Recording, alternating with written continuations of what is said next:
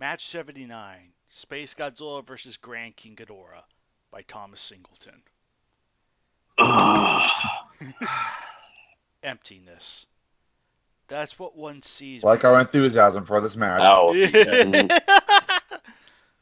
That's I already know this is gonna be edgy. Oh, absolutely. That's what one's. That's what one's. That's what one sees when they look up at the blackness. Okay. When they look at the blackness of space, but including a giant flying spider going through the air. But do they feel empty? Oh, Jesus. Do they feel lost and lonely in a seemingly uncaring universe? Some admit it. Most pretend like there's greater meaning in the universe. They wait all their lives to be drafted by it before finally succumbing to their worst fears. Few have transcended these fears by shaping their own destinies, be it on a midsummer night or a cold winter morning. Even the most righteous have looked up into the infinite blackness of space, only to lower their heads in uncertainty. But in the face of the unknown, the human mind has two distinct reactions. One is fear, the other is conquering that fear. Humans must know how things work. So why is it that when we finally locate an answer, we are quickly taken aback by more questions? Are we in some way responsible for these answers? Our sciences have detected laws in the universe. Are we? I guess so. Our sciences has detected laws in the universe. Y'all cracking up in there. No, I'm just laughing at the one is fear, the other is conquer that. Yeah, okay. You got a point there. That's pretty bad. Only those two reactions, anyway. Nothing else. We've studied these laws very thoroughly. Unless you slept in during class, then that's another story. Wait. Is Kaiju X actually class? Wait. Is Kaiju X actually reading the match, or is he trying to read us some sort of presentation he wrote for class? I listen. Am I allowed to use this on my astronomy paper? Yeah, don't you know this is actually a research paper? Not many know that. Oh, that explains a lot. Kaiju X, none of us want to hear your research papers. Don't worry, I'll be done with it really soon. AFK. And when we thought we had it all figured out, the universe defied these laws by doing something completely out of the ordinary. Maybe it's because I swear, this is actually a research paper. Maybe it's because the universe is constantly changing. Maybe it's one giant reserve designed by eldritch abominations with us as their unwitting puppets. Sometimes we so this is a Lovecraft paper. Oh, of course. Absolutely. It's now turned from a science paper to a Lovecraft paper, so. Which, face it, would be more entertaining. Sometimes I love this. Where was Cthulhu not in the KWC? Oh, I'm pretty sure if Tom wanted to, he could add Cthulhu. No one would bat it on. You know what? Not the rule. I swear to God, I would have loved it if Tom tried to get Cthulhu in the KWC. Sometimes we forget how everything we see, touch, smell, and experience is a byproduct of our brains, and nothing is or ever will be what it seems. All right. Why is there two AFK2 Electric Boogaloo? I'm just keeping those there for now. Good. Good jokes. If you're gonna delete one, just keep. This is Grayshot's way of talking. Alright. Is it his turn? Long ago, King Ghidorah discovered the truth, but it infected him with madness. If there's a destiny meant for everyone, Ghidorah was no exception. The three-headed dragon may have once been seen as a messiah, a harbinger of peace and tranquility. Now, by who? By who? GMK fans. By himself. No, only by himself. He thinks he's a harbinger of peace and tranquility by killing off everyone else. Fair enough. Now, this is his universe. Who's jumping between the chats? That's it. I mean, my thing picks up on all the noise. I'm sorry. Oh, he's back. The prodigal son is home. I just wanted to prove that I wasn't the one causing all the chaos. For once. Hey, I can't keep an eye on this. I can't keep an eye on the chat and read at the same time. I'm just letting you know. Just ignore it. Just ignore the chat. It doesn't matter. Help. I hear the beepings when recording, so it's not invisible. Just ignore Gray Shot. Anyway. Good advice. Now every spacefaring civilization knew him as Death Incarnate, the harbinger of doom. Civilizations capable of glassing entire planets, genetic modification, interstellar travel avoid King Ghidorah at all costs. Even Earth's mightiest creatures fear him. That is a lie. Now no one on Earth, no kaiju on Earth ever feared King Ghidorah. You're not wrong. Now the less mighty ones, maybe. Humans. Yes, puny humans. The humans, yeah, but I can't think of a single kaiju on Earth that would ever just run away from King Ghidorah on sight. I mean, I'm pretty sure Baragon doesn't count anymore because he ate Baggin. Yeah. Anyway. Can we seriously revoke that loss? Can we seriously revoke that loss? He didn't even fight. I agree. All he did was eat. You can't fault him for eating in the middle of a match. He was just hungry. Right. No. He loses because of how stupid that whole situation was. He loses on principle. Now there are whispers throughout the universe about King Ghidorah prevailing against the monstrous Baggin, reclaiming his ominous mantle as the most evil force in the cosmos. Was Baggin a universal threat? Honestly, I'm kind of shocked that the universe is able to communicate with other parts of the universe like Twitter.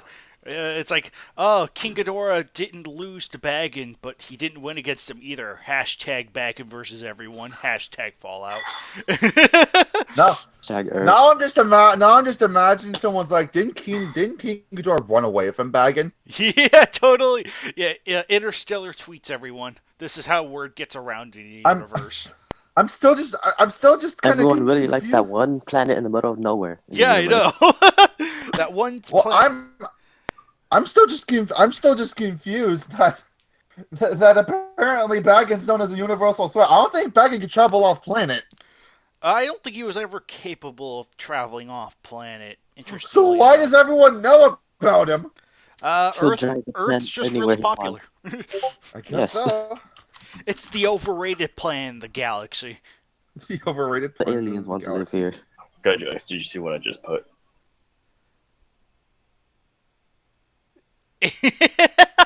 That works. King Ghidorah is not the destroyer of worlds. He's fake. Hashtag false god. While these rumors were untrue, King Ghidorah chose flight over fight and left Earth's monsters to vanquish Baggin. One thing is... To vanquish Baggin. One thing is for certain. Ghidorah's evil reigns. Pass. Not many stars could be seen in the dark veil of space. Contrary to popular belief, stars were rarely seen or encountered by cosmic travelers. In a universe littered with trillions of stars, it's still very difficult for a human to see and use them to navigate. King Ghidorah experienced no such difficulties. Wait, what? This is correct. Okay. Compared to humans, Ghidorah's senses were far more attuned to the cosmic landscape. He didn't need light to see. Scientists speculate Ghidorah used a form of quantum harmonics to navigate. Others believed he could sense quantum harmonics. Others believed he could sense the gravitational pull of distant stars, feasting on their elements before seeking out planets teeming with life. So when the Golden Dragon, I don't think Tom knows how. I don't think Tom knows how kaiju work. Well, to be fair, neither does Toho. That's true. So when the Golden Dragon approached an asteroid belt brimming with life, King Ghidorah was morbidly pleased. To change his trajectory, King Ghidorah's wings manipulated the gravity around his body. Like a shark stalking its prey in the sea, Ghidorah anticipated this unexpected snack. Despite his insanity, Ghidorah faintly recalled a similar occurrence thousands of years before. At first, his memory was fuzzy, but as he drifted closer to his prey, Ghidorah realized he was looking at both the past and the present in the face. Wait, what? Okay. I mean, what about the future? What about the future? Nobody cares about the future. Well, the third head just kind of stares at everyone awkwardly. This is it. So going into though. There's just one looks on to the past, one looks to the present, one just is like, one just stares at like onlookers. It's just there, I guess. Dozens of crystallized organisms called these asteroids their home. At first, King Ghidorah couldn't be seen amidst the void, but as he drifted into the luminance provided by the crystal creatures, King Ghidorah's memory came to fruition. This is not the first time he's encountered this strange species. On the planet Mars, Ghidorah found them cowering in large numbers. Mars? Indeed. Ghidorah slew them without hesitation. It would appear there were more of them, and they helped shed light on another matter, his ravaged body. Many of his scars paid homage to Ghidorah's battle with Bagan, Earth monsters, and his cosmic rival. I can't use this in my research paper. Hashtag alternative Ghidorah fact. Ghidorah shrieked a silent curse in the space vacuum. This was all a trap. Since that day on Earth, Ghidorah knew he was being hunted. It would appear SpaceGodzilla's gambit was about to pay off. A flash of crimson. Is his heart still revealed? Okay, why is this not a sequel? Like, this has no excuse to not be a sequel. Let's It is be a real here. sequel. It is a sequel. It doesn't say it is. It doesn't explicitly state it to, like, it doesn't have continued from match 56, but this is a sequel. Oh my Yeah, gosh. most matches didn't have continued, even though they were technically Oh, paid some of homage them, to other some matches. did. I don't think Okay. Hashtag soft reboot. Yeah, some did, others didn't. Simple as that. So. Yeah. And this one is basically just like a spin-off story of the... This is the research paper of it. Yeah, exactly. Yeah. A flash of crimson light pierced the black vacuum. King Ghidorah braced himself as SpaceGodzilla's corona beam lanced into his golden hide. Ghidorah's scales tried in vain to protect the barrier, to thwart SpaceGodzilla's signature attack. Remarkably, the damage was minor. I have a question. Did King Ghidorah ever have scales that had a barrier? I never understood this. Ghidorah's barrier is formed when light is reflected off of his scales, and that light creates the barrier. Now, in context, because of the battle damage he took during his fight against Bagan in match 56, his barrier isn't going to be insta-pop like before. So. Okay, I just never understood why everyone said. Well, I just never understood why King Ghidorah has like this barrier of light. I never understood that. But thank you. It is also from Rebirth of Mothra 3. Yes. Especially in his chest, because remember, his heart is revealed right. Touche. Alright, yeah, I suppose. Yeah, it's from the movie, for sure. Time was nothing but a thorn in Ghidorah's side. It could have been months since SpaceGodzilla started his hunt. That left him more than enough time to heal most of his wounds. It was time to find out if SpaceGodzilla was in better shape. So yeah, I guess you don't really have to worry about like King Ghidorah. So most of his wounds are fine. So they're both good. All right. King Ghidorah's senses alerted him to SpaceGodzilla's whereabouts. Inside King Ghidorah's maws, gravitational forces met golden light. 3 lightning bolt-shaped beams shot out of King Ghidorah's jaws, striking SpaceGodzilla's unseen form. Explosions carved light into the blackness, revealing SpaceGodzilla's demonic shape. One of his shoulder crystals gleamed with unholy light. The other was partially damaged. It would seem since their last encounter, the shoulder crystal had started healing, only it hadn't reached full power yet. Ignoring the lesser crystal organisms, King Ghidorah cosmic saurian. SpaceGodzilla couldn't hear his painful shrieks as King Ghidorah's teeth shredded his flesh. But the cosmic saurian was anything but helpless. He grabbed King Ghidorah's bulky necks, pumping high voltages of electricity into them.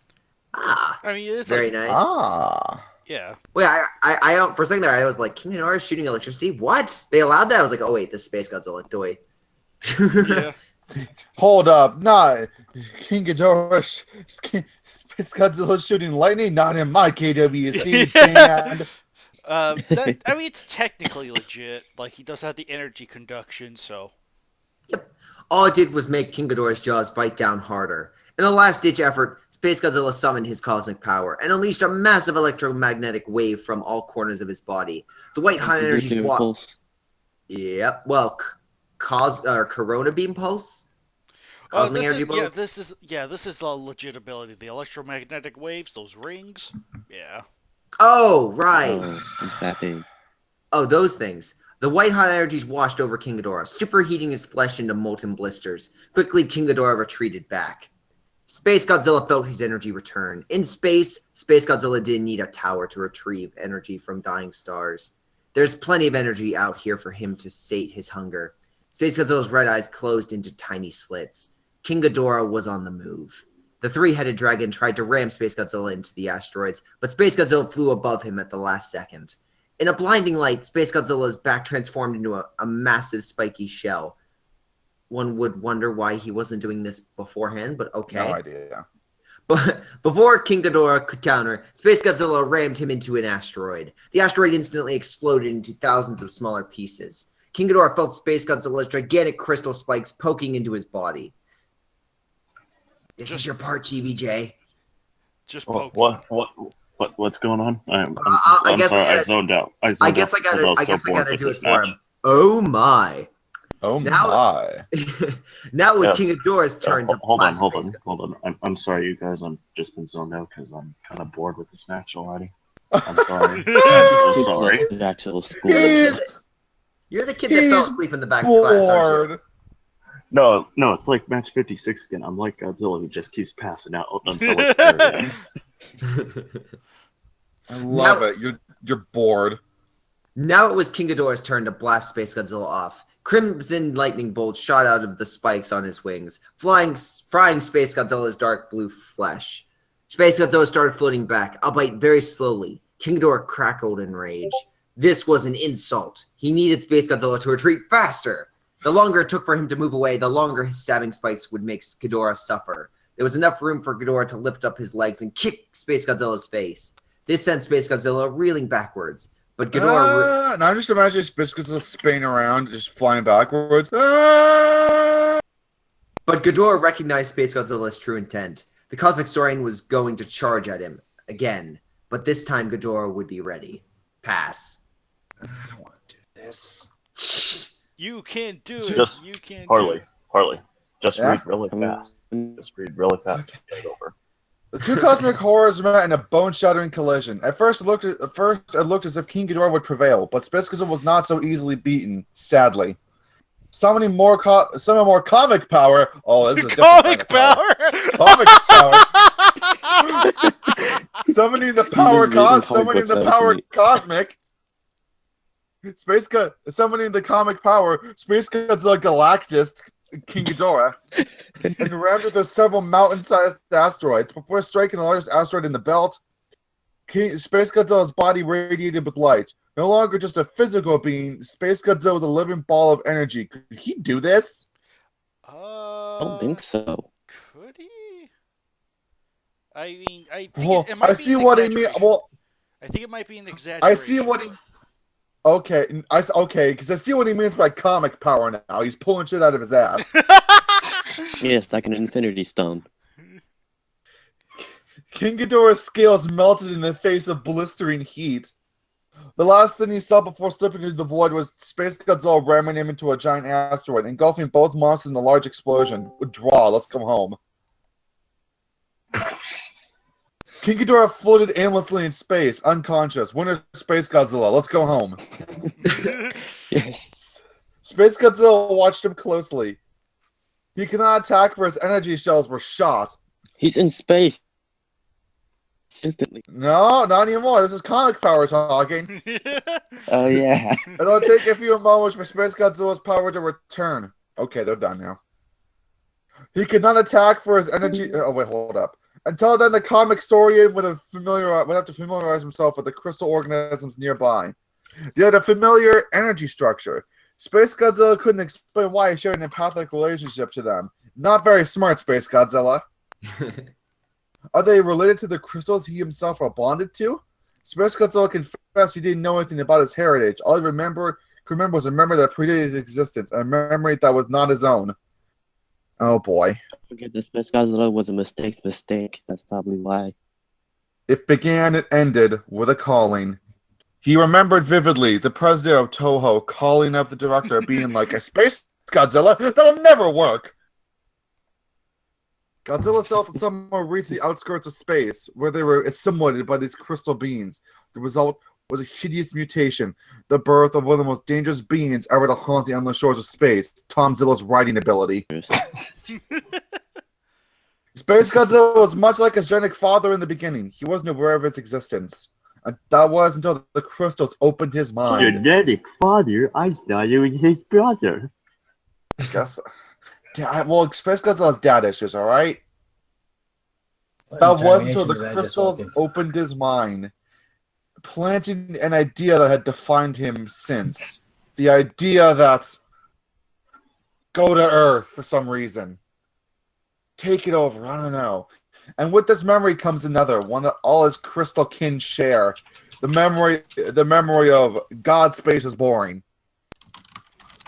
There was nothing than dominance. That's why the crystal beings are the most dominant species on the planet. Oh, wait. Life itself is chaotic. To achieve godhood, it must have a guiding hand. It must have a ruler. Preferably a ruler in feet, not meters. The crystal beings don't follow the metric system. One who not only understands but believes in its purpose. I know what you're up to, Gray Shot. I see your Space Godzilla is. I just want to make note. I asked him not to interrupt anymore. He didn't know we were doing the reading. He was like, "You guys are doing commentary." I'm like, "It's like Mystery Science Theater, but we're reading it." Space. Well, your Golden Space Knight friend is here. Space Godzilla is the instrument of this idea. The idea that Greyshot's trying to assimilate us into his own discord. He is the guiding hand of this crystal singularity. Somewhere, Patrick Stewart is facepalming. This. Oh my god, this was only 2 paragraphs. I'm dying. You got 2 more to go. 2 more to go. You can pull through. Space Godzilla's shoulder crystals glowed. King Ghidorah was stirring. There were many obstacles preventing Space Godzilla's rule from becoming a universal reality. King Ghidorah was one of them. Literally every other kaiju happened to be the other. Baptized in madness, a 3-headed dragon reveled in chaos and misery. Before slaying the King of Terror, Space Godzilla hesitated. Why? Who knows? King Ghidorah would have made a mighty knight in his empire. He'll make an even better sacrifice. This does not need the hesitation. Yeah. Godzilla can just roll everything else. Why does he need Earth? Is Earth that popular? I mean, he could just fill up the whole thing with crystal and just say, "That's my place now. Goodbye." That's actually a good here's point. the thing. That's actually a legitimately good point. Here's the thing. Space Godzilla wants all of Earth's women.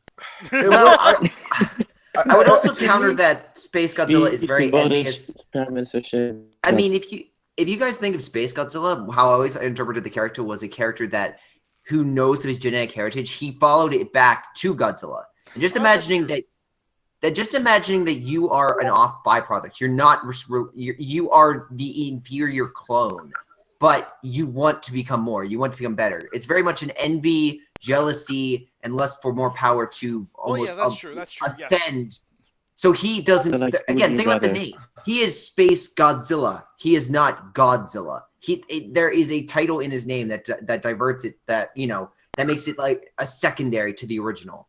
And if you could almost imagine yourself, Super Godzilla or Burning Godzilla, yeah, or Godzilla Jr. But you can almost imagine Godzilla.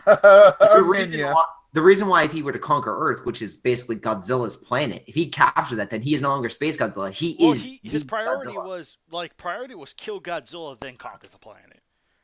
Yeah. So. You see, I've always thought of it differently. I've always thought that Space Godzilla, he knows he does it's not the fact that he wants to go to Earth, it's that his genetics with Godzilla's genes, it actually draws him to Earth. The instinct of, this is my territory. I mean, that's not because Godzilla especially with Japan, he went straight to Japan. He could have started anywhere else, but the instincts just boom, right to Japan. So does that mean he is also attracted to Kiryu? Yes. I guess. I'm not sure how SpaceGodzilla would handle Kiryu, come to think. That's a good point. Anyway, All keep the reading. Godzillas are attracted Yeah, to let's Kiryu. continue. But I'll have to make an even better sacrifice. Comic energy churned inside SpaceGodzilla's demented mouth. Before firing, King Ghidorah's sex red eyes opened in unison. This is why you shouldn't have hesitated, Space-Godzilla, you dum-dum. Space-Godzilla fired his corona beam, only to watch it just blasted apart by King Ghidorah's gravity beams. But obliterating Space-Godzilla's attack was enough. The gravity beam sounded in Space-Godzilla's illuminating figure.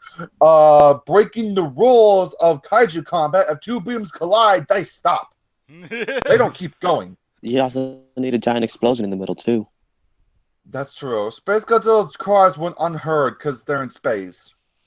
King Ghidorah was kept blasting the comic saurian, charring and shredding its flesh.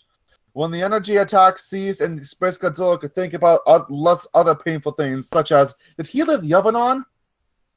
Or did he leave the sink running? These are questions that SpaceGodzilla asks every day he's not home. God, why won't this end? King Ghidorah pounced on him from behind. Okay, we're finally getting some action. Thank God. All three of King Ghidorah's jaws tightly gripped SpaceGodzilla's neck. Red lightning snaked into King Ghidorah's necks. Wait, what? That's SpaceGodzilla's lightning. Okay. Ravaging his unseen muscles, but Ghidorah prevailed. One more. I think it's one more. Persevered. Penetrating SpaceGodzilla's skin was no means an easy feat. It was thick, and it was rough. Not only because of its thickness, but SpaceGodzilla's rapid healing factor, because of its reinforced crystal skeleton. Does SpaceGodzilla have a crystal skeleton? Yes, he One would does. assume. He's got crystal. He's got crystal spikes and crystal shoulder thing. He's got crystal bones. Yeah, exactly. He's got crystal muscles. It says in the But SpaceGodzilla's skeletal structure was not impervious. King Ghidorah treated SpaceGodzilla's neck as a jigsaw piece. It just couldn't fit, no matter how hard he pressed. This match is going to be the death of me. Twisting and crunching in the right areas, King Ghidorah's senses once again served him well, acting much as a sixth sense, even though all of the other senses were doing a perfectly good job. All SpaceGodzilla could do was burden the pain and pray he'd somehow to survive. Pray to who? Pray to Himself. Pray to himself, like, oh dear me, please let me live. Much like how King Ghidorah lost consciousness earlier, so too would SpaceGodzilla. But before his lights went out, SpaceGodzilla felt excruciating pain. But with his jaw and neck muscles, King Ghidorah snapped SpaceGodzilla's neck, left him floating in space. Winner, King Ghidorah. Like, seriously, come on, Tom. You cannot. Seriously, come on, guy. He needs his research paper. That's why it's so long. Listen, I guess Tom had to read. I just cut Tom near like a 4-page deadline. But he was, okay. But he was at the end of SpaceGodzilla. His neck is snapped, Tom. You know what neck snapping does, right? You know what snapping someone's neck does, right? It kills someone, Tom. Well, yeah, essentially breaking someone's neck, how that would stop someone is by disconnecting the spine and stopping all movement to the rest of the body, and therefore, brain activity. But with regeneration, one could say it'd be rapidly fixed. Don't forget his second brain in his ass. Yes, that is true. That is true. One is Does so as the other. Godzilla have a second brain? It's never explicitly stated, but since he's a clone of Godzilla, I guess he would. His second brain is up his ass. That's what it is. Okay. I'm also wondering if Biolante, by logic, must also have a second brain somewhere. Yeah. Heck, it could be in her head. Like, she has a brain in her head and a brain in the core. I don't know. My God. Well, that'll be speculation for another day. Keep reading. Is SpaceGodzilla still in gas mode? The comic story silently floated away as if being ruled by the fisherman caught a big one this time, boys. King Ghidorah said he caught a real Godzilla this time. Godzilla went fishing. I got a big one.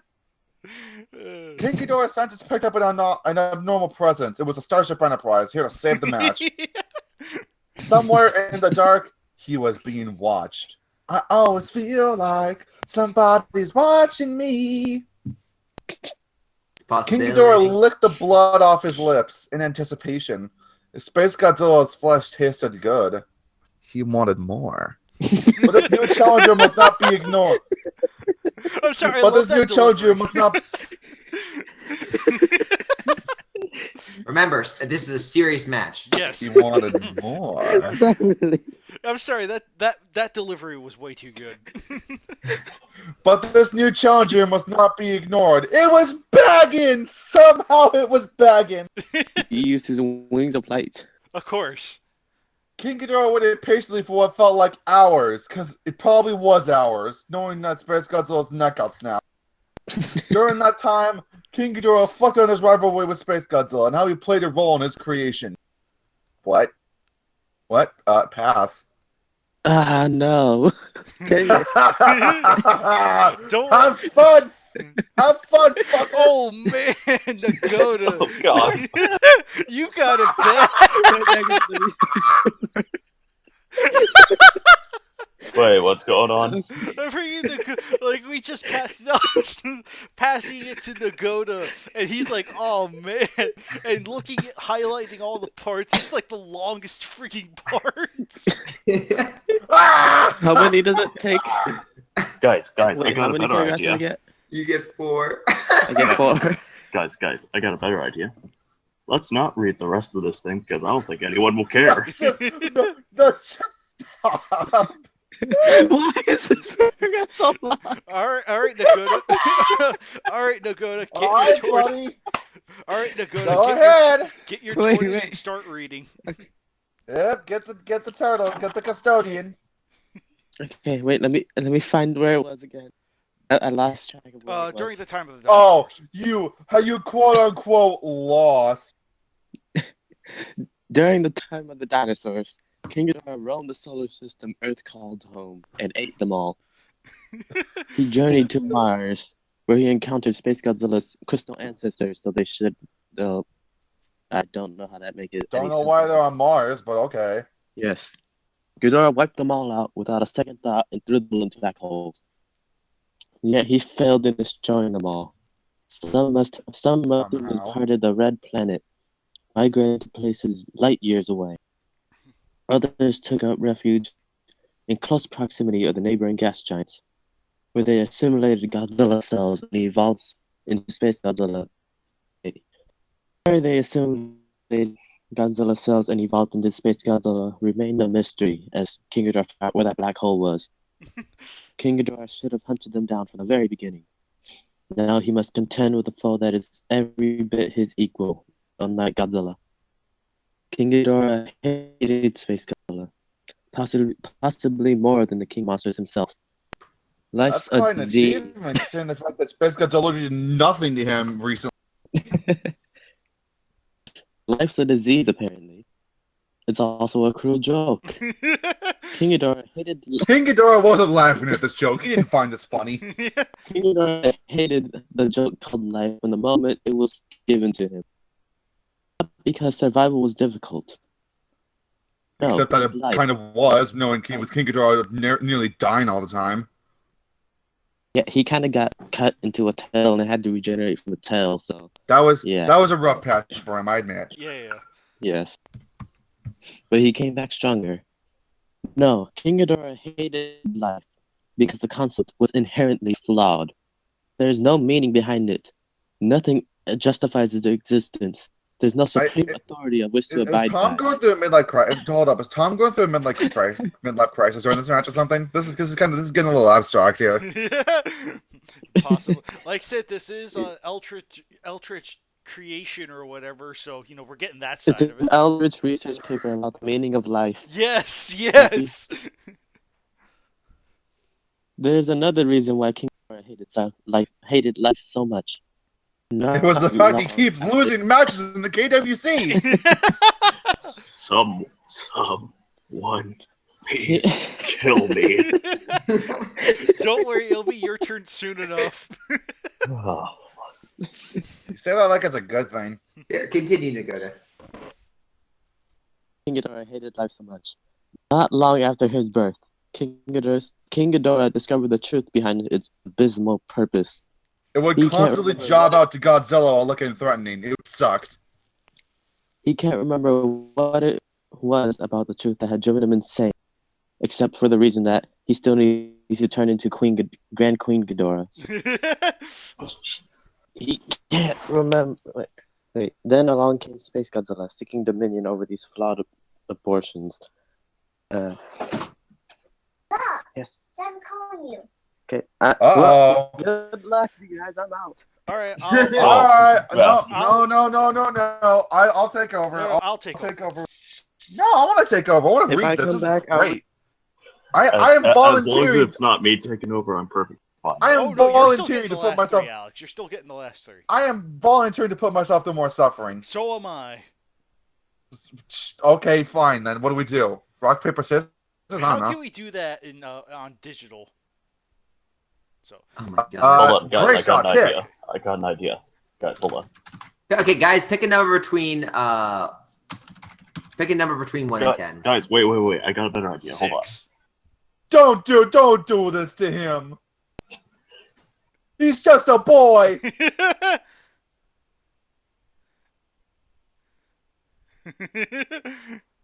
No, I could take. Okay, fine. You know what?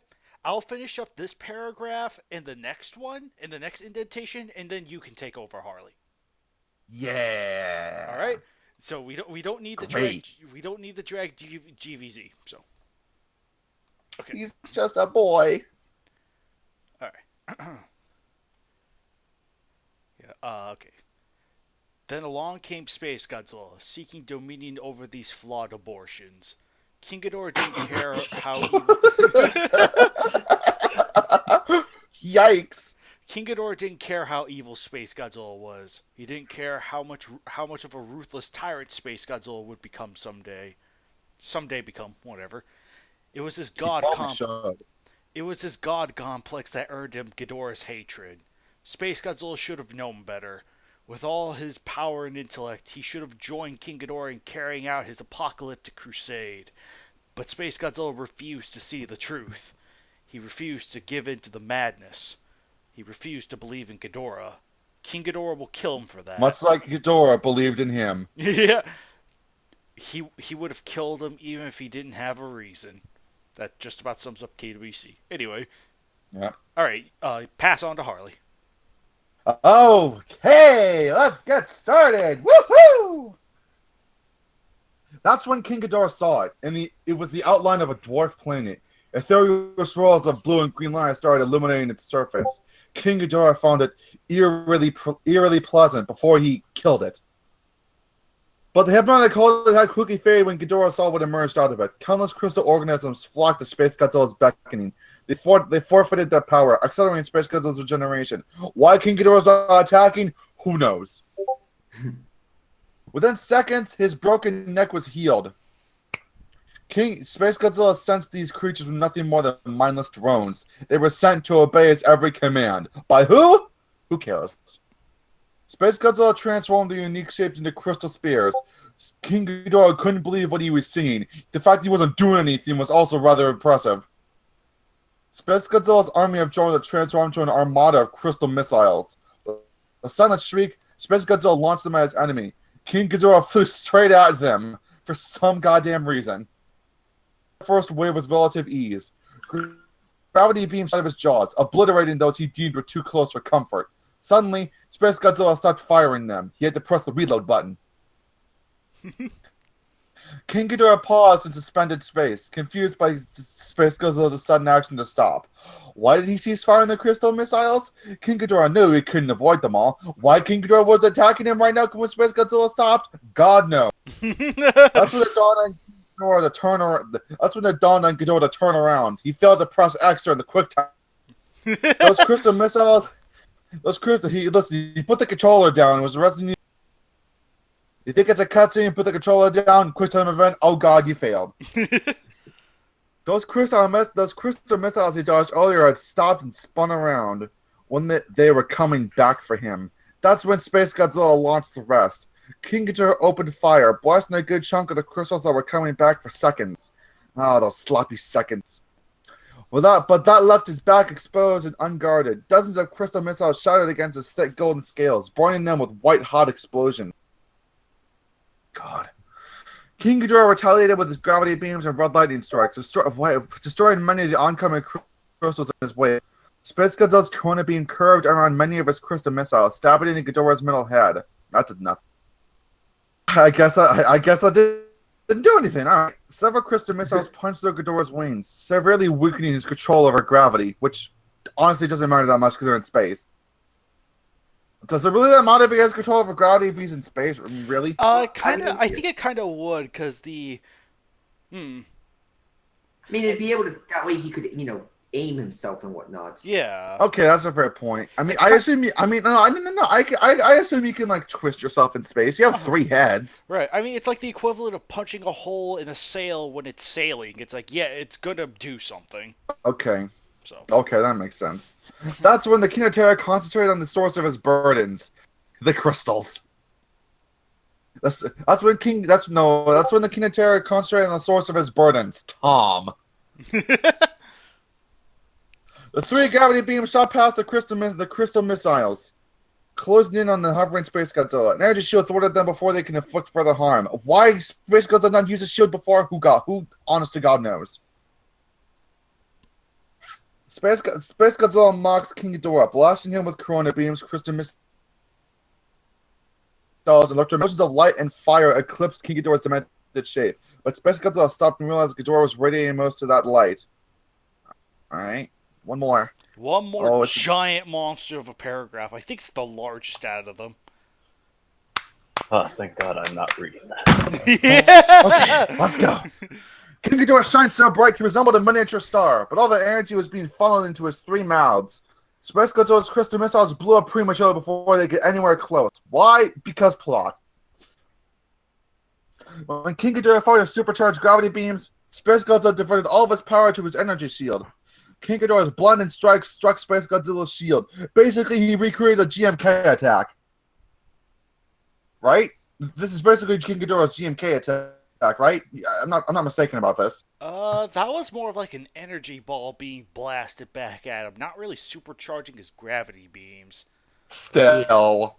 To be fair, though, that he did that in the movie. He supercharged himself and he fired a massive triple gravity beam shot at Mothra Leo. Oh yeah, that's right. He did that. Oh yeah. Oh yeah. Yeah. I need to see that one King again. Yeah, I need to I'm watch right now the movie convinced that I am the one that remembers everything, and you guys are like, oh yeah, I could say like, then SpaceGodzilla came in and fought Mothra Leo as well, and you guys are like, oh yeah. Truthfully, I've only seen the Mothra Leo movies. I've only seen the Return of Mothra movies once. I've never read them more than once. King Ghidorah's blinded strike struck SpaceGodzilla's shield. Slivers, there we go. Slivers of yellow-hued energies deflected off the shield's translucent surface. Most of the energies proved too much for SpaceGodzilla's shield to handle. Before long, King Ghidorah's gravity beams dissipated the shield and consumed SpaceGodzilla entirely. Winner, King Ghidorah. It wasted no time stripping the flesh from his crystal bones. As reinforced crystal sternum disintegrated, exposing his veins, arteries, and entrails to a hellish existence. Before SpaceGodzilla could die, King Ghidorah's gravity beams faded. With his energy cells depleted, Ghidorah had to wait before his body to recharge. Oh my god. Why? But he shouldn't wait for SpaceGodzilla to restore his health. Floating in a cloud of ash and blood, SpaceGodzilla stirred. For the love of God, why are you not dead? Reasons. His shoulder crystals burned bright red. Wisps of smoke curled off his crystals and scorched hide. Never before had SpaceGodzilla endured so much pain. He was actually kind of surprised he was still living, considering the fact his organs were exposed to the vacuum of space, but whatever. At the cost of most of his flesh, SpaceGodzilla's crystals were fully charged. It would seem that they saw King Ghidorah's in a buffet. It was strange. We could see the inner workings of his body, because he could literally see his inner workings of his body because all his flesh was gone.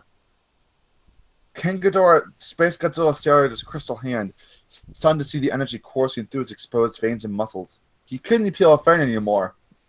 This was a good thing. It would have slowed him down. It would have made the match goddamn interesting. When SpaceGodzilla caught the reflection of it off his skeletal hand, That's when SpaceGodzilla caught the reflection off his skeletal hand. There was almost no skin left on his face and neck. SpaceGodzilla watched the hole in his forehead glow with immense comic power. It conveyed rage perfectly. King Ghidorah answered by flying straight at him. SpaceGodzilla spewed his strongest Corona Beam. With most of his power behind it, the Corona Beam closed in on King Ghidorah. It stabbed into King Ghidorah's middle hand, overheating his brain until it parts of it popped and cracked and sizzled and snapped, crackled, and it zapped down his spinal column, blasting in out of his backside, out his ass, right out his ass. King Ghidorah's painful cries were so loud, SpaceGodzilla wondered if he actually held King Ghidorah continued flying straight at SpaceGodzilla. That's when the King of Terror rammed into SpaceGodzilla. The collision shattered his upper and lower body, but didn't stop there. There's more, folks. There's sadly more. Both monsters were on a one-way dwarf planet below them. The same ethereal force from before greeted them with open arms. At falling speeds greater than sound, King Ghidorah wondered if he'd survive the impact. To ensure his survival, King Ghidorah made sure SpaceGodzilla would cushion the blow for him. SpaceGodzilla had other ideas. He impaled King Ghidorah's abdomen with his tail. Why won't fucking end? Listen, I'm trying to get through this quickly now, alright? Fighting the agonizing pain, Ghidorah's side heads crunched SpaceGodzilla's bloody neck. The middle head fell without any sense of control or awareness. To make matters worse, SpaceGodzilla transformed his entire lower body into crystal spikes. To do this, he had to pull his tail in. This pulled King Ghidorah's body closer to him. To his. When this happened, the crystal sliced Ghidorah open, spawning massive amounts of blood. Fuck! Go! Pass! Pass! Pass! Pass! Pass! Pass! Oh, Pass! God. Hang on, Nagoda. Nagoda, you there?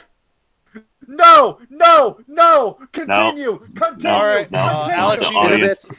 The audience paid for me to suffer, and I'm gonna give them what they want. All right. And That's when the two monsters heard each other for the first time in months. It was because they had fallen through the planet's atmosphere. I need to change one more lock, and then I'll be back. They fell through its hypnotic luminance, screaming thousands of feet below a crystal kingdom brimming with cosmic lust waited for them. When the two giants made impact, millions of tons of rock crystals shut up. Mountains miles away trembled as the land itself shook apart. Inside the massive crater, SpaceGodzilla's broken body rested. I was gonna question why they're in a planet now, but I'm not gonna question it because of time, man. It's a Tom match.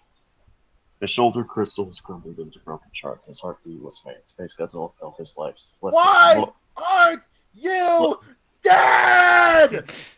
Felt his life slipping into the abyss beyond the void. King Ghidorah was in better condition. Although most of his bones were broken, King Ghidorah's wings had been left intact. He could still fly himself out of here if he wanted, but the impact left both of his right and left heads unconscious. Only the middle head was close to being loosened, but it wasn't thinking clearly. Yeah, like the readers of this match. It was caught somewhere between his conscious and subconscious. It was neither dead nor alive. And so, Ghidorah regained what it was lost. He remembered everything about his life. Yeah, I remember wanting to read the previous match again. King Ghidorah remembered how long those paragraphs were and questioned them. He remembered how he was born into life and how he was born into madness. The other heads regained consciousness shortly therefore after. I'm not even going to bother with that sentence. I'm just tired. It took hours for the middle one to recover and synchronize with the other two. Controlling gravity, King Ghidorah ascended above the fallen SpaceGodzilla. Drifting further into the dark heavens unbeknownst to King Ghidorah. Could you speak up? I can barely hear you. I'm too tired, Grayshawn. Shut up. Fair enough. Popped out of the ground and snarling their cosmic sultan. They endowed his cold body with a cosmic power, filling him with new life. SpaceGodzilla. I am the cosmic sultan of space. I am SpaceGodzilla. Thankful to be alive when he shouldn't, because this match end your life. It didn't matter if he lost the battle. King Ghidorah believed him to be dead. On one day, SpaceGodzilla returned stronger than ever before.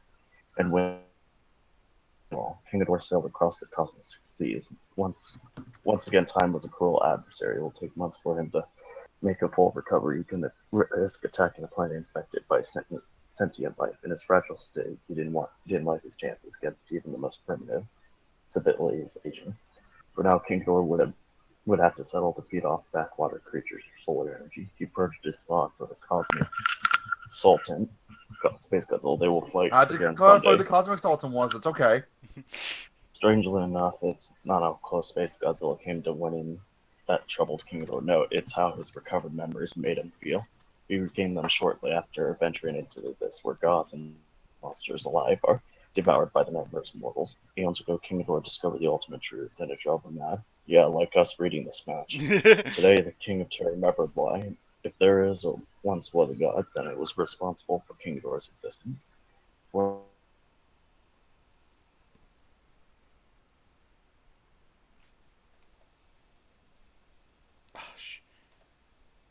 Oh, shit.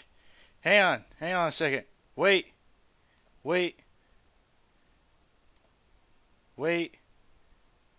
You gotta be kidding me. No. Don't you dare do this to me, computer. No. Ah, damn it. It looks like I'm gonna have to...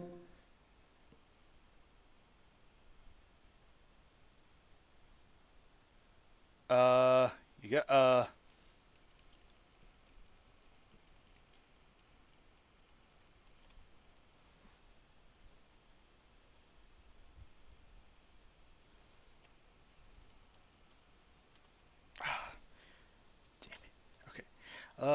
looks like for the sake of compensation, I'll have to continue on reading for his sake.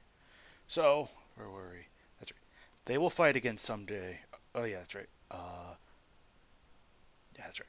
Eons ago, King Ghidorah discovered the ultimate truth, and it drove him mad. Today, the King of Terror remembered why. If there is or once was a god, then it is responsible for King Ghidorah's existence. For in a time before time, God dreamt of a nightmare and it took shape of a three-headed dragon. That's the truth behind Ghidorah's purpose, should he choose to believe in it. But since he believes in nothing, then madness is the only truth Ghidorah will ever know. With this revelation, King Ghidorah didn't feel any different. He felt the same as he did the previous day. He felt rage. He felt loneliness. He felt his black soul teething with evil. He felt empty. Winner, Grand King Ghidorah. Now if you'll excuse me, I'm going to try and reconnect back in with my peeps because it cut me out. So, excuse me for just a moment as I try to get my internet back in working order. I'm sorry, ladies and gents, but at the very least it was at the near end of the match anyway, so hey, who really cares?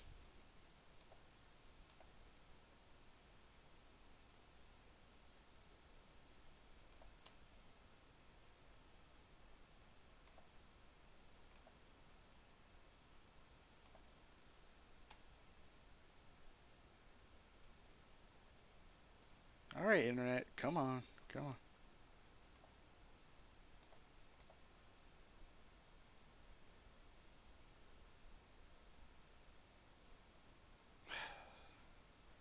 Okay, come on.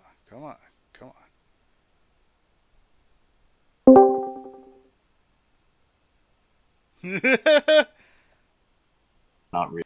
You didn't get that. I am not reading that. Okay, good. Don't worry. While I didn't get it, I did read the rest of it. So, yeah, I kind of. Oh my god. So yeah, I just read it Thank aloud you. because I Thank kind of you. figured you didn't want to read that again. So, believe me, it wasn't that much left. So I just finished it off. Yeah, audience, in case you didn't get it, with the last sentence when it said he felt empty, I said Al the fucking edge, and then the winner Tom, because none of us. And won. I said the losers were us. Well, the first mark. So Kaiju X, so everything's good. You started the recording again? I mean, yeah, it's record. I've been recording. I just read because I was isolated from the rest of y'all, but it was still recording. I just finished where Alex left off. So you're a trooper. Thank you. yeah. So thoughts on the match? Okay, first off, that banner, beautiful. You know what? I'll give you that. That is a really, Yeah, the banner's good. Yeah, It's the really banner is gorgeous. This is easily one, like even though The two-headed Ghidorah. two-headed Ghidorah. Even though I think Space Godzilla and Ghidorah might be posterized in Photoshop. Like they don't look like statues. They kind of look like paintings or the something. Space Balcony looks gorgeous.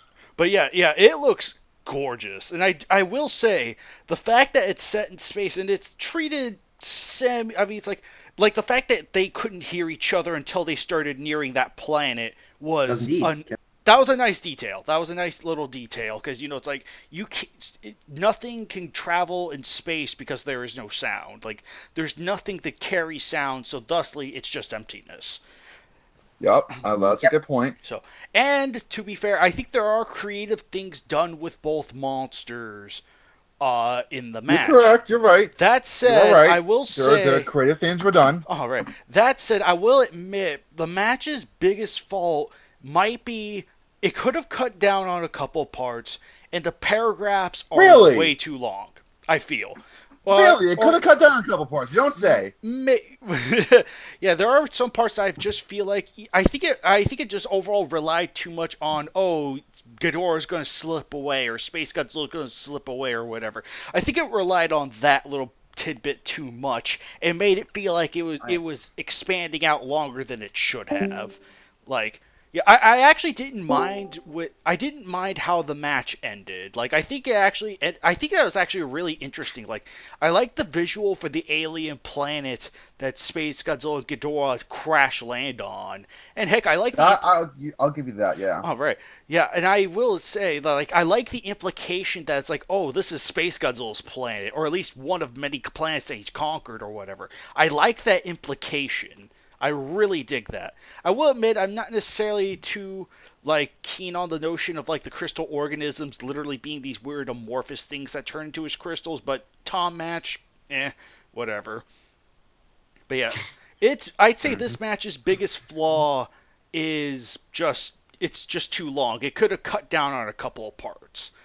That, and in some respects, this one is a bit more on the edgy edge of the spectrum. It tries to be. It just feels very preachy. It tries to be deep and meaningful, but it just comes off as preachy and stupid. You know what? My problem is the first part of it sounds like some sort of astronomy paper. Then it goes to some kaiju fight that we don't care about, and then it just ends with some sort of metaphorical philosophy crap. It has no idea what's going on. I'm sorry. I just got so damn bored with this match. I think the biggest flaw with this match is the same flaw most of Tom's matches has. He keeps extending the matches longer than they should go. Yeah, that I will admit. That is several points. I will say it's not as bad here compared to match 56, but it's still pretty present. bad. No, it's still pretty bad. It's still present. It's still present. Do not get me wrong. Well, here's the thing. 56 at least had a good first half. This, I can't really say there was any good part of it. Any part where I felt entertained. 56 had a great first half. Oh, yeah, 56 had a great first half. No denying that. There were several moments where the match could have ended, where it would have been justified if Tom ended it there, but he writes the monsters way too durable. He writes them surviving things they logically should not have survived. You crash onto the planet. My God, would they really crash on a planet? For the love of God, kill one of them. Right. when SpaceGodzilla's flesh is stripped away from his body, for the love of God, he shouldn't survive all this. Yeah, there is just this very overpowered element to the two monsters that just makes it feel like, oh yeah, they're the strongest in the universe, and yeah, in some ways it just. So, can I? Go ahead. My opinion. Go ahead. Okay, yeah, good. Go ahead. I really enjoyed this match. I actually did. Out. Get out. I'm including you. Now let me explain. Let me explain my reasoning. I will say I like this more so than Fallout, and I like this more so in respect to 56. You're on thin ice here. Now the reason is because.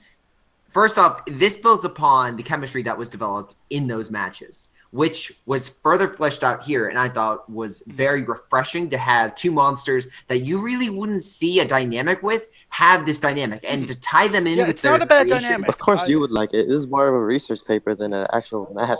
Hold on, I will also say delving into King Ghidorah's backstory, but I mean, he doesn't say what happens. He just notes that mystery. As well as tying it to SpaceGodzilla and fleshing out this this universe and all these creatures and whatnot. Yes, well, I won't make it, the creatures are kind of, they do pull off like a Deus Ex Machina with giving Space Godzilla power. I did like that aspect. It really, again, this really fleshed out two characters that you don't get to see a lot of backstory with. And the other note I will say is it is one of the only matches where Space Godzilla in his space form is fighting another monster, and it works. Like that's by far, I think, the best part is when space, because most of the fight is him in that form fighting against each other, which I found extremely entertaining. Yeah, in many respects, I kind of agree with you there. I like the fact that there is like this interesting dynamic between like this extreme nihilist and this god complex creature. Like that is actually a legitimately good aspect to both characters. That I am glad that was kind of expanded upon some more here. I feel like in some ways there are parts I feel like that could have been. I don't know. It's like it's got a good dynamic. There's some good moments, like especially the point where Space Godzilla jabs Ghidorah with his tail and turns into his flying form and penetrates him with the crystals. That's creative. That's really creative. But yeah, I will admit it did feel a bit draggy and a bit preachy reading it again. Yeah, there is a little bit of that, but the counterpoint I will say is it gives. Tom is an exceptionally, like, he puts in a lot of detail to his matches, so you get the detail of when they hit, a little too much detail. I will say maybe a little too much, but they collide into when they collide into the asteroid and shattered, or like the note of like there being no sound in space, or the two coming down and re-entering, like those are all of them very awesome set pieces. And yes, you make note that these monsters are incredibly durable, but let's not forget what it took to kill both of them. Grand King Ghidorah, Mothra Leo had to cut off its wing and then freaking crystallize the entire monster for it to die. That's not the same thing as doing this, though. This match, though. Come on. I will also say that Space Godzilla fought Mogera for hours, then Godzilla again and Mogera again all night until he finally died after Godzilla was supercharged and used his red spiral heat ray multiple times. That is still less. There's a difference between durability and good storytelling. But my last note is they both didn't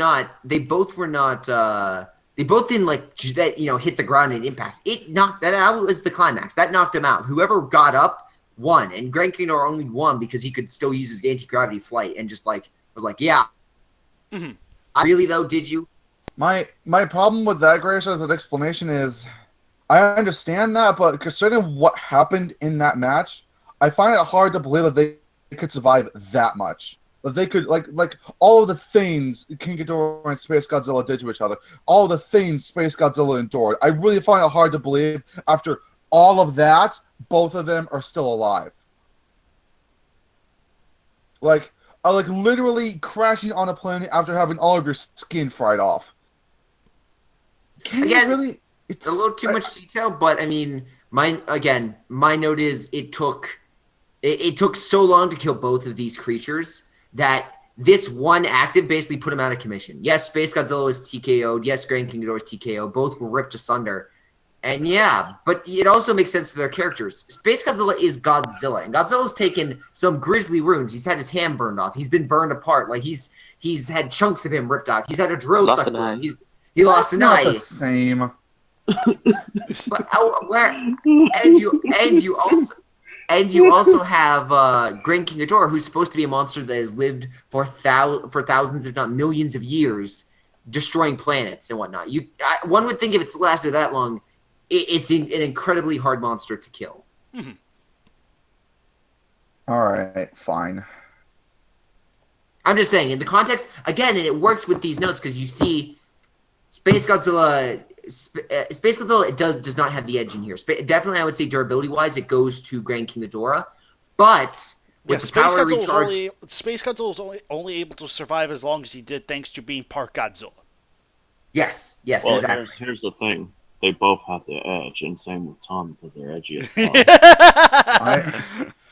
The problem But with the problem with this match is there are obvious and there are very clear like ending points. Like it's like you wrote multiple endings like Lord of the Rings and just put one after another. That I will admit, yeah, the fact that it did feel like this match could have ended at several points, but decided to extend beyond that. I will like I said, that is part of me that pretty much says you could have cut out some small bits. I wouldn't say a whole lot, but some small Yes, bits. please that you cut could a have pasted whole out. lot out. You Cut a could whole have lot cut. out. You really could have cut. You really could have cut out most This things is up partially until. why. You could have cut out most of the things up until, like, they're crashing on the planet. Make that the kind of like definitive knockout climax, as opposed to That is what I have the issue with here. Sorry for cutting you off, by the way, but that's exactly what I have the issue with here. It could have ended at several points, but because they endured so much, and then the planet crash is what killed them, I find it's really kind of stretching. It's really kind of stretching my suspension of disbelief that I'm expected to believe that survived literally all of that, and then the planet. Well, I think the problem with this match is, and it's Tom's writing style in particular, it's not that this match is over long. It's only like 3,600, 3,700 words. I think it's 3,691. Yeah, it's kind of long, but that's short. This is not a long talk match. Right. This is not long. This is definitely. But This is definitely it's your not conception of time that seems it long, because there's a lot of detail. Mm-hmm. There's a lot of big larger paragraphs in detail. So it slows down your reading, so you think, oh my god, this match is taking forever. Oh yeah, totally. I mean, that's when I make note of like other matches, because like some matches are a breeze to read through. Oh, right. But they're extremely, but they're long. Oh, right. Actually, yeah, I could actually make a good, decent example of that. It's like with match 76, it's like, I saw the indentation number. It was like, 26 indentations. That's a lot of indentations, but but it's just, there was just a lot of indentations, but the paragraphs were really short. So thusly, it went by really fast. This one has a lot more detail jammed packed into their paragraphs, and I do feel like maybe there should have been a way where he could have split it into more paragraphs and make the paragraph shorter. I feel he could have. Yeah, I guess if there's maybe I think that's honestly, my biggest issue with Tom is his pacing. He's really god awful with the pacing because he puts so much detail into it. It just bogs down the match, and it makes it a really big chore to read through it. And another problem is he sends up progression and like it sounds like progression in terms of like you sort of reaching the climax. It's really really skewed. Like all these like extreme event happens one after another, and ultimately the climax is over the top amazing, like how like the planet, like you have to like drop like 3 nukes just to end the match. It kind of wraps back around to feeling like burnt out. Like okay, when's it gonna be over? Like come on, let's reach the end. I don't care what it is. Like that's like the biggest problem with the thing right now. It's just that how he paces the match and how he scales the match to the conclusion is really really off. It's kind of bad. Right. I think part of the pacing issue is that we got so many fake out deaths before that bit that it does make you feel kind of burnt out. I will admit it really cheapens the ending because you think, oh, they're just gonna fight on the planet now. Oh, it's over. Okay. Right. Like it really cheapens the actual. It cheapens the pardon the kind of pun here. The impact of the ending. Where they crash on the planet. It really cheapens that because there were so many moments where the ending was teased. Mm-hmm. It doesn't make it feel as special as it could be.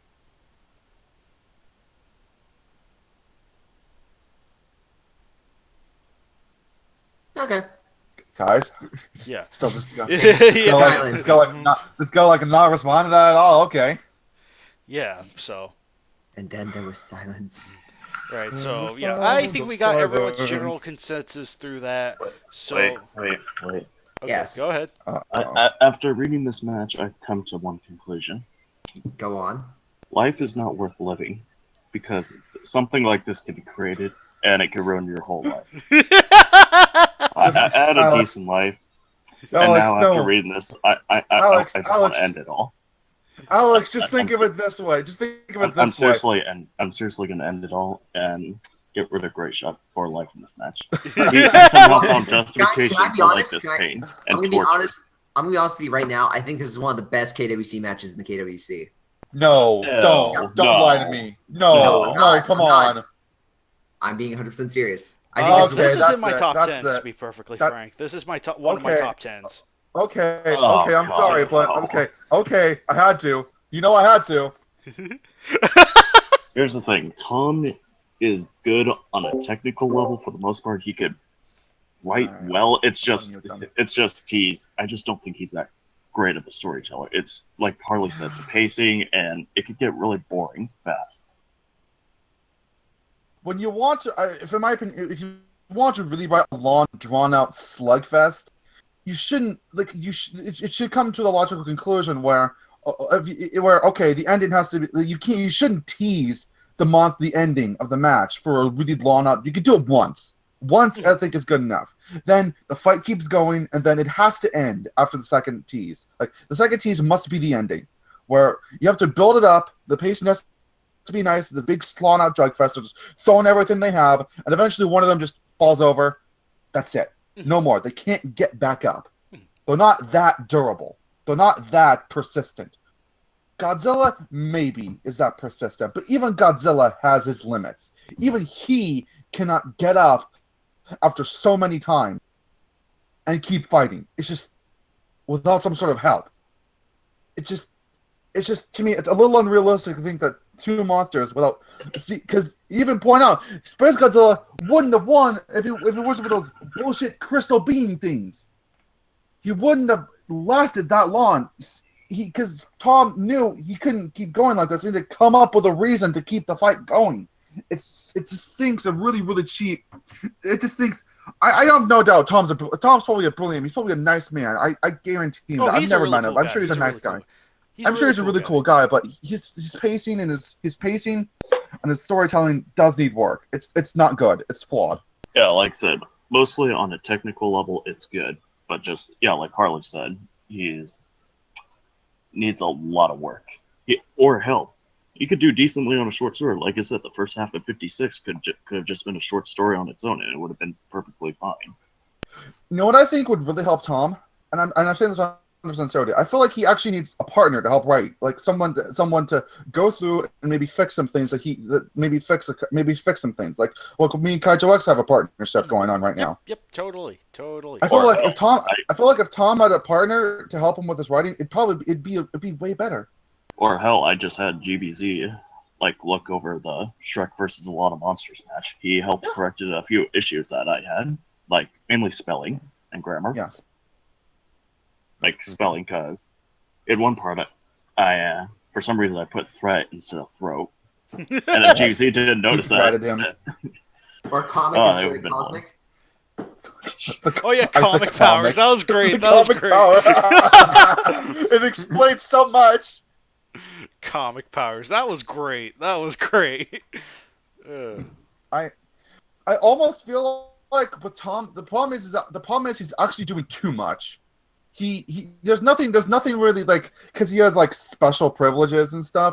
No one's really there to rein him in and pull back on some of the more negative and some of the more problematic things he's been doing. Well, I will say, I think that's why you haven't seen any matches of him as of late. Because to be 100% honest, I have not received one match from Tom, and I think that's because he is being more reserved and he is trying to make sure whatever that next match is of his is that quality is really freaking good. Oh yeah, because Jet Jaguar could totally be Randy from that crappy TV show no one liked. Okay. But yeah, again, that okay. 150. Tom is the exception, not the rule. Already submitted. 150 was the exception to that proves the rule. We need to change the rules a bit. Make King Caesar show again, and not have Tom be the exception. It really feels like some of the problems would be fixed if Tom wasn't exempt from some of the rules we have, and he was forced to and he was able to play with the same. He was able to use the same, and he had to use the same tools we have to use, and he can't just make things up on his own whim. I will counterpoint that again. It would be like that was before Kaiju X and I entered. Now I'll give you that. They're ever even in the matches even like people make note in like mine. It's like bending the rules is fine. Like I remember, I think it was you, Harley, that made note of like 164 in regards to Kiryu, communicating via text. And my note was like that was shown in the film. That was shown in the film. That was shown. Yep. In the It was film. shown in the film. I'll give you that. I will give you that. I'll let you have that. I will fully admit he did do that in the film. New headcanon, Kiryu uses dial-up. But yeah, Connor's trying to get a message. He's green. Oh. but yeah, it is. Yeah, I will admit there are definitely. I mean, don't get me wrong. The match itself still remains in my top 10s, but I do see its flaws. Like, I'm not just gonna gloss over and ignore it. I do acknowledge. You mean like with fans with Shin Godzilla? Yes, I do acknowledge those flaws are very much there.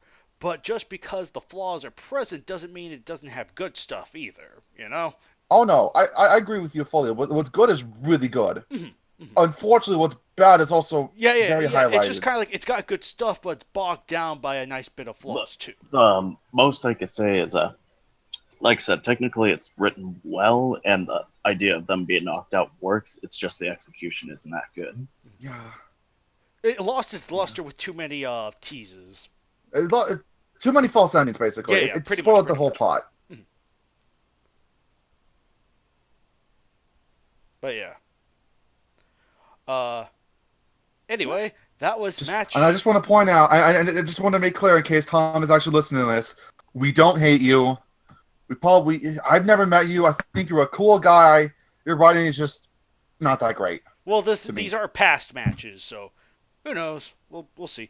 I will say it's hard for me to say if it's better than what we've read initially. Like, it is better than what we read initially out of them. I do believe. It just once again kind of gets bogged down in just certain areas, but just never again, please, never again. It's better, but the problems Tom has, it just never. It just seems that it's never really corrected over the course of his matches because this is a prevalent issue throughout all of his matches. And I'm just wondering like if no one's ever like told him about this because. He's the exception, not the rule. Yeah, I'm not sure. Maybe it's just because I joined way before. I joined like way before any of the stuff like went. I joined way after all the stuff went down. So maybe I don't know what kind of criticism he got for it, but it feels like he should have been told about this during when he was actually writing. No, I think everyone praised him. That's why he kept doing all this stuff. Oh. Well, anyway, that was match 79, and we'll see you guys next time for match 80, which will be significantly shorter. Thank you for listening. Thank you for suffering through this with us.